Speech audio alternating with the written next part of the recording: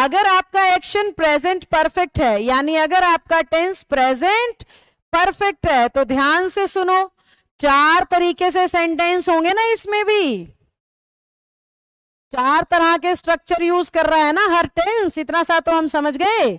सबसे पहला कौन सा है? अफर्मेटिव। दूसरा कौन सा है अफर्मेटिव के बाद? नेगेटिव।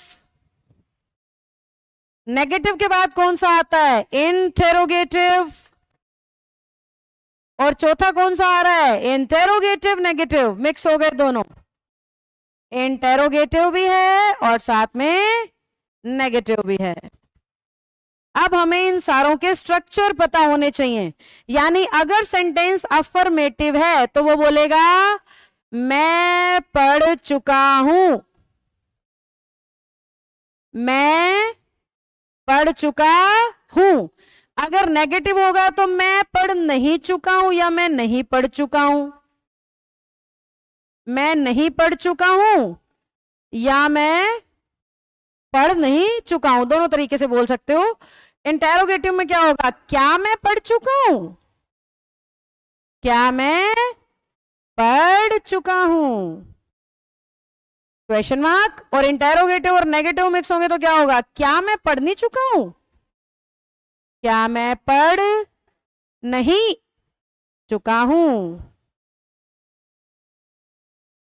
समझ रहे हो बच्चों? इस तरीके से 4 स्ट्रक्चर मिलेंगे। अब हमने इन चारों में इंग्लिश बनाना सीखना है, तो इंग्लिश कैसे बनेगी? सबसे पहले सब्जेक्ट आएगा जिसके बारे में कुछ कह रहे हो, फिर हैज हैव के साथ थर्ड फॉर्म आएगी, फिर ऑब्जेक्ट आएगा, और लास्ट में ना कुछ अदर वर्ड्स हो सकते हैं।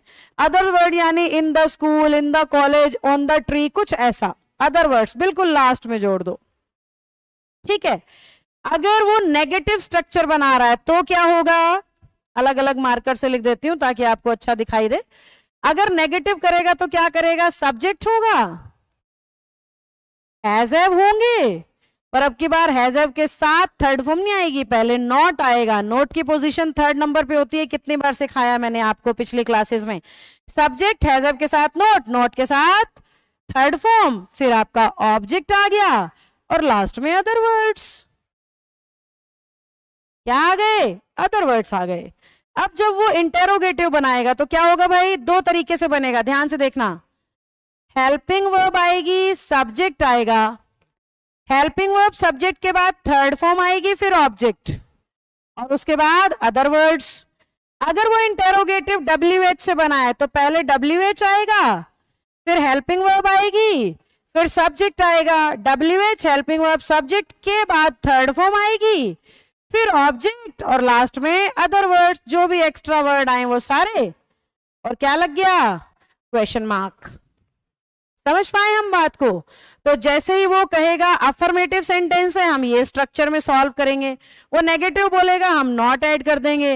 वो इंटेरोगेटिव बोलेगा, हम हेल्पिंग वर्ब को सब्जेक्ट के पहले लाना याद रखेंगे। ज्यादातर बच्चे ये गलती करते हैं, हेल्पिंग वर्ब को सब्जेक्ट के पहले नहीं लाते, भूल जाते हैं। तो जब भी इंटेरोगेटिव होगा, चाहे WH के साथ हो चाहे WH के बिना हो, हेल्पिंग वर्ब पक्का पक्का सब्जेक्ट से पहले आएगी।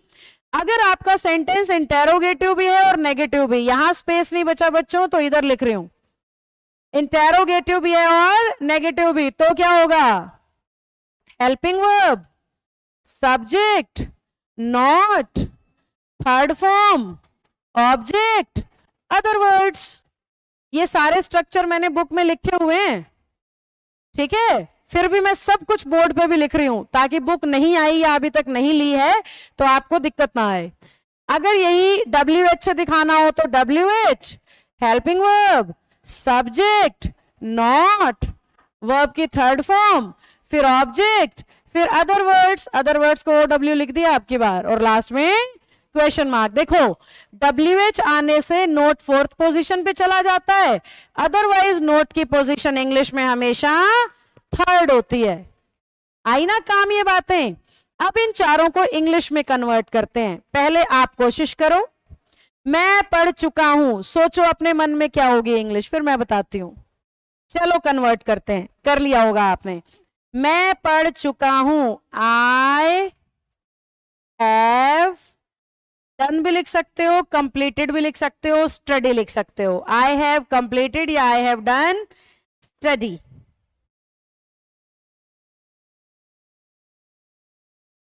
अगर इसको आप पढ़ाई के यानी रीडिंग के सेंस में ले रहे हो, मैंने जबकि कहा था रीड तब लेते हैं जब बुक हो, लेकिन फिर भी आप आई हैव डन रीडिंग लिख सकते हो चाहो तो। ऐसे ही मैं पढ़ नहीं चुका हूं, I have not done study, या फिर I have not done reading. Studies भी हो सकता है नाउन के तौर पे, काम के तौर पे। अगर वो कह रहा है क्या मैं पढ़ चुका हूं, have I done reading, have I done reading. ज्यादा बढ़िया फीलिंग यहाँ रीडिंग की आ रही है स्टडी की बजाय वैसे तो। हाँ जी, क्या मैं पढ़ नहीं चुका हूं, have I not done reading, have I not done reading. मैं रीडिंग को ज्यादा सही क्यों कह रही हूं, क्योंकि ये जो डन लिखा है ना, डन या तो हैव आई नॉट स्टडीड ही कर दें हम, है ना, हैव आई नॉट स्टडीड ही कर दें, डन को वर्ब बनाए ना, स्टडी को ही वर्ब बना दें। तो हैव आई, क्या मैं पढ़ चुका हूं, हैव आई स्टडीड इतना ही कर दें। या फिर आई हैव डन रीडिंग, मतलब पढ़ने को रीडिंग के सेंस में ले रहे हो तो डन लगाना पड़ेगा, या फिर स्टडीड कर दो सीधा। या इसका एक और तरीका भी हो सकता है, हैव आई रेड, क्या मैं पढ़ चुका हूं, समझ गए, तो हैव आई स्टडीड भी ठीक है, हैव आई रेड भी ठीक है, हैव आई डन रीडिंग भी ठीक है, और हैव आई डन स्टडीज भी ठीक है। यहां पे भी स्टडीज कर दे तो और अच्छा हो जाएगा। समझ गए हम,